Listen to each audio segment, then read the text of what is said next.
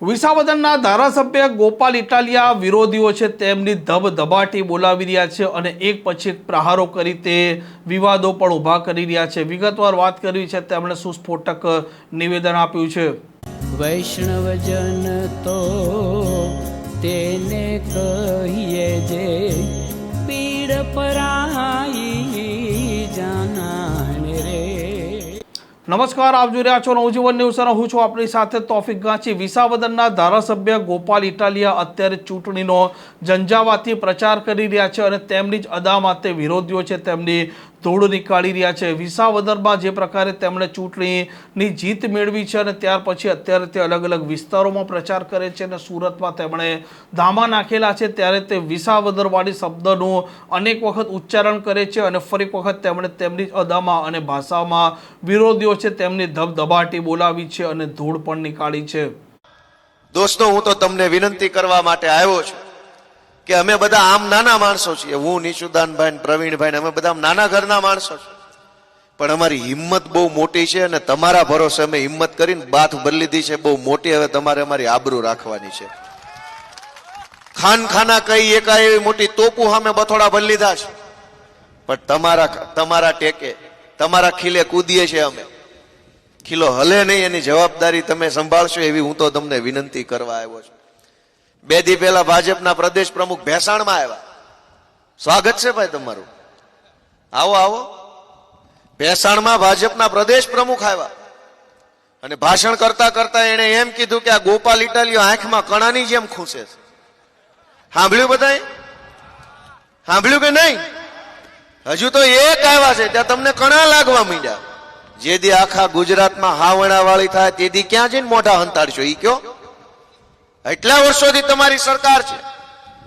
તમે જો સારા કામ કર્યા હોત, લોકોની સેવા કરી હોત, ખેડૂતોને એમનો અધિકાર આપ્યો હોત, ખેતી મજૂરી કરતા માણસોને તમે મદદ કરી હોત, તો ગોપાલ ઇટાલિયાએ રાજકારણમાં જ આવવાની જરૂર નહોતી. હું પોલીસમાં હતો, સિસોટીઓ વગાડ્યા કરતો, મજા કરતો.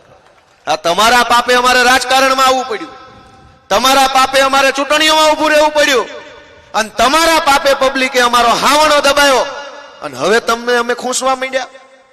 અને પાછી એને એવી વાત કરી ભેસાણમાં આવીને, કોક માણા ગામડામાં આવ્યો હોય તો ઈ ગામની વાત કરે. ભેસાણમાં ઉભા ઉભા ભાજપના પ્રદેશ પ્રમુખે એવું કીધું કે મારા વાલા ભેસાણના ખેડૂતો, પશ્ચિમ બંગાળની હાલત જોવો, તમે કેરળની હાલત જોવો. હવે એને શું કેવું કાકા? ભેસાણ વાળાને કેરળ વાળાને શું લેવા દેવા? ક્યાં ભેસાણ ને ક્યાં કેરળ? તોય કે કેરળની હાલત જોવો. મારે ભાજપના પ્રદેશ પ્રમુખને કેવું છે કે 50 બસો મૂકો વોલ્વો 80 વાળી, અમે બધા બેહીને હાલત જોઈ આવી રૂબરૂમાં જ કેવી છે. એમ લઈ જાવ ને જોવા, લઈ નથી જવા. માઇકમાં એમ કેવું હાલત જોવો, મૂકો બસો. મેં મૂકી હતી ગાંધીનગરની હાલત જોવા કે ત્યાં કેવી સર્કસ હાલે છે ભાજપનું. અમે મૂકી બસો. મેં એમ નહોતું કીધું ગાંધીનગરની હાલત જોવો, મેં બસો મૂકી. હાલો બેહો, રૂબરૂ બતાવો કઈ સર્કસ કેવું હાલે છે ભાજપનું. અહીં જે મોટા પોળા પોળા થઈને હાલે છે ને એનું ન્યા કઈ હાલતું નતું. એ અહીંયા જ પોળા હાલે છે. ન્યા તો લાઈનમાં ઉભું રહેવાનું, ફોટો પડાવવાનો, 2 સેકન્ડમાં રવાના. હવે ભાજપ વાળા શું ધંધા આદરા છે એ જોવો. આ લોકોની એક ટેકનિક છે. વિસાવદરના ખેડૂતોના આશીર્વાદથી હું ધારાસભ્ય બન્યો એટલે મને ખબર પડી, નકર આ કોઈ દી બહાર ન આવે. આ આખા ભાજપ વાળાની એક ટેકનિક એવી છે કે મહિનામાં 4-5 વખત ગાંધીનગર જવાનું. કાંઈ કામ ન હોય ને કાંઈ કાજ ન હોય ને કાંઈ કામ હોય તો ન્યા ઓલા ગરવાઈ દે એમ નથી, પણ મહિનામાં 2-3 વખત ગાંધીનગર જાય અને ન્યા જે નેતા હાથમાં આવી જાય, ભૂલે ચૂકે કે ન્યા ઓફિસમાં હાજર હોય ને આ જાય એટલે સાહેબ ફોટો પડાવી દો ને પ્લીઝ, એક ફોટો. એટલે ઓલો ગારો એક ફોટો પાડીને 1 મિનિટ હાલે નીકળ બહાર.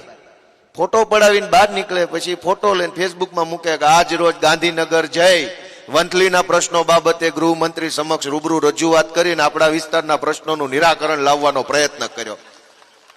ન્યા માંડ હાથ જોડીને પગે પડીને એક ફોટો પડાવ્યો હોય અને અહીંયા આવીને કે હું પોળો ને બજાર હાંકડી. એટલા પોળા હાલે, એટલા પોળા હાલે. આપણને એમ થાય કે આનું ગાંધીનગરમાં હું હાલતું છે.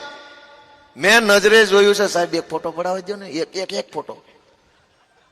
હાથ જોડી જોડીને ફોટા પડાવીને પછી ગામને રોડે ચડાવે છે કે આનું ઉપર બહુ મોટું ઉપસ. કોઈનું ન્યા ગાંધીનગર તમે જેની હારે ફોટો પડાવો ને એનું કઈ ઉપસતું નથી અત્યારે સરકારમાં. હવે અમે તમે અમને શું છેતરવા આવ્યા છે? એકેય મંત્રી ધારાસભ્યનું કાંઈ ઉપસતું નથી.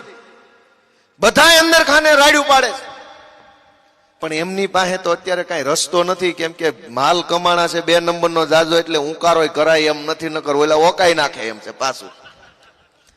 જે ચોખ્ખા હતા, જે ઈમાનદાર હતા, જેને ખોટું નથી કર્યું, જેને પૈસા નથી બનાવ્યા, પણ જેને ઇજ્જત કમાણી છે ને ઈ જો અહીંયા બેઠા જાય પહેલી લાઈનમાં આવીએ ક્યાં.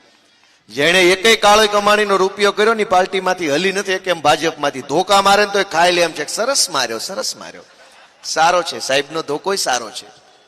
હું કામ નકર ઓલો ઓકાવે એમ છે.